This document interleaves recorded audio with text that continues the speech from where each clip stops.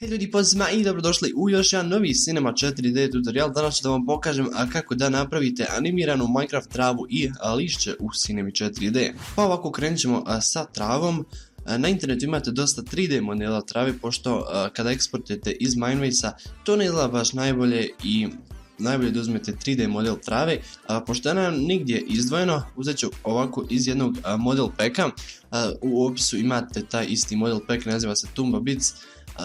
Minecraft model pack, uglavnom tako nešto. Uglavnom idete u ovaj folder Nature, nakon toga Plants i dole na dnu imate negdje Tall Grass, znači uzmate ovu travu i obavezno čekirate Crossed, znači da bude ukrštena ovako i izbrišujete ovo ovdje, pošto to svakako i ne vidite, tako da vam uopšte nije ni potrebno. I sada kada pustimo ovo, ništa se ne događa, znači naš zadatak jeste da animiramo ovu travu, da se ona miče, znači pod utjecajem nekakvog vjetra.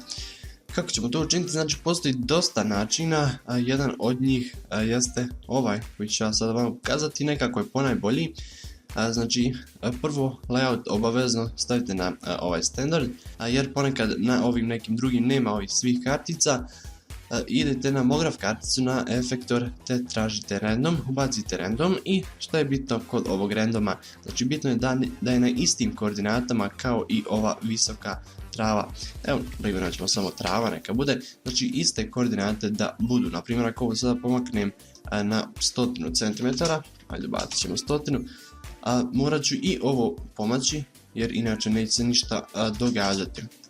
Tako, znači namećemo to na iste koordinate i kada to uradimo, jednostavno ovaj random stavimo ovdje u ovu travu, znači da bude kao u jednom folderu sa ovom ukrštenom visokom travom ovdje.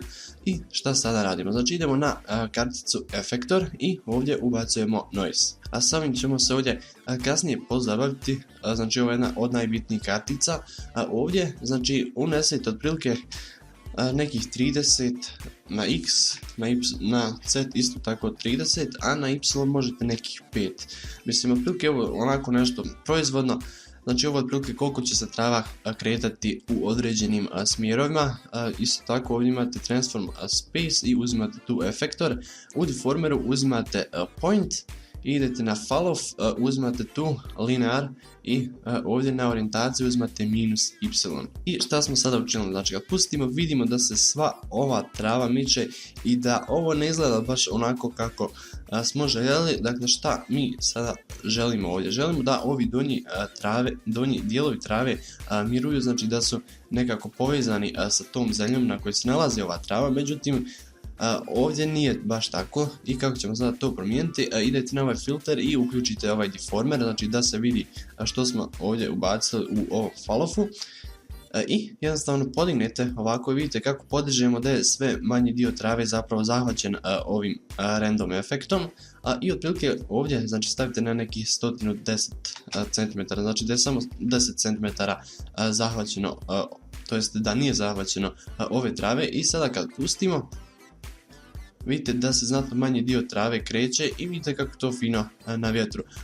Znači ovo je nekako prejako, ako želimo da smanjimo idemo opet na ovaj efektor i ako nam je prebrzo, na primjer stavimo na nekih 50 animation speed i sad ćemo to pustimo i vidimo da se dosta sporije kreće ova trava.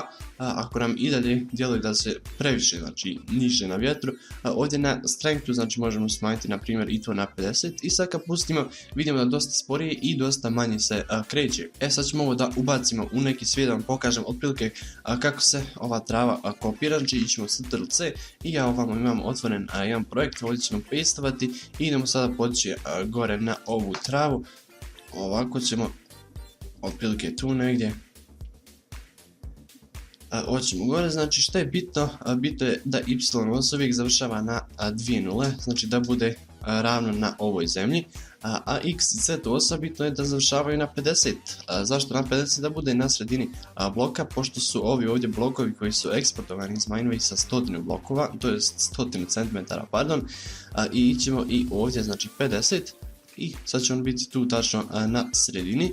I sada kada želimo da popunimo na primjer jednu čitavu scenu samom travom, preporučujem vam da ne popunjavate čitav svijet samom travom, pošto će dosta lagovati, samo one dijelove koji se otprilike vide. Tako da ću ja na primjer kopirati još par ovih, da popravim otprilike nekakvu scenu, onako samo eto da tako izgleda i znači obavezno vodite računa da završava na 50, mislim ne mora baš biti na sredini, to onako više do vas. Ukoliko vam smeta ovo žuto, samo opet isključite ovaj deformer i ovako jednostavno, znači ubacujete tu negdje kako želite proizvodno,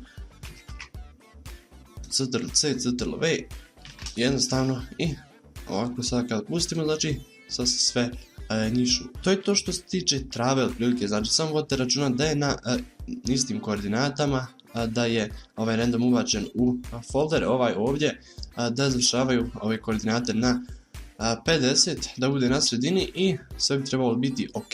A sada prelazimo na lišće. Animirati lišće je dosta lakše. Ovdje imam neka drva, znači jednostavno kliknete ovdje da pronađete gdje se nalazi.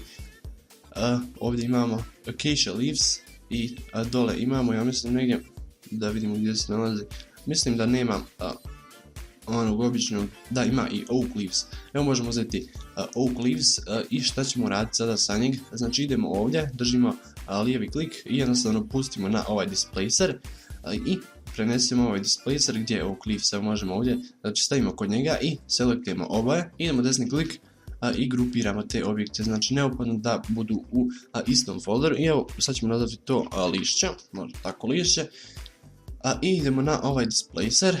I šta ovdje radimo? Znači idemo na shading, channel treba da bude custom shading, a shader treba da bude noise, kliknete na ovo ovdje sličicu i šta ovdje radite? Znači podešavate za koliko će se centimetara pomirati ovo lišće tamo, ovamo, gore, dole i na primjer ja ću staviti po 5 cm na svaku stranu, može tako. I speed, što se tiče speeda, znači stavit ćemo neku dosta nisku, na primjer 0,01, pošto ne treba previše brzo da bude.